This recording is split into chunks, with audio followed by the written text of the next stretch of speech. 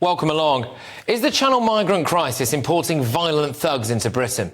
Today was a record-breaking day, 450 arrivals. One of those arrivals was stabbed whilst on a boat crossing the Channel. GBNews filmed the scene as an ambulance arrived at the harbour to meet the lifeboats. So, it looks like at least one of the people we've imported into Britain today is probably prepared to kill somebody. Brilliant. Fortunately, the stab victims' injuries are not believed to be life-threatening, but we are clearly now importing Channel migrants who have armed themselves.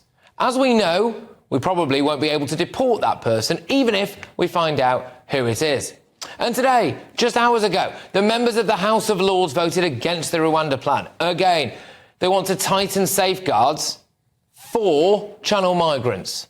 What about the safeguards for us?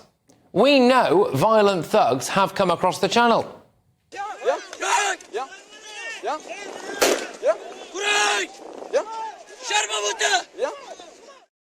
Two Channel migrants who attacked police on a French beach were jailed. The pair were part of a violent mob who confronted police, threw missiles at them, tried to beat them up. Salih Taib Abdullah and Ahmed Omar Salih Keita were sentenced at Canterbury Crown Court to a total of 2 years and 2 months imprisonment for attempting to arrive in the UK illegally. Again, they probably won't be deported. We know we're importing hardened criminals trained in violence by trafficking gangs, and that is before I mention the sexual violence that several Channel migrants have been accused of. Today as well, GBNews revealed that the cost to the British taxpayer for large-scale asylum housing will be £1.2 billion. That's apparently £46 million more than expected, and frankly, £1.2 billion more than it should be. The Prime Minister promised to end the use of migrant hotels. That meant redeveloping large military sites.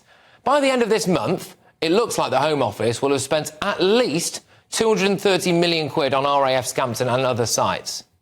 There's a tragic metaphor here, isn't there? We haven't got any money to increase defence spending. At the same time, we're spending hundreds of millions of pounds packing former military sites with fighting-age males from other countries who entered Britain illegally. The Wethersfield base was originally expected to cost £5 million. That's come in at £49 million.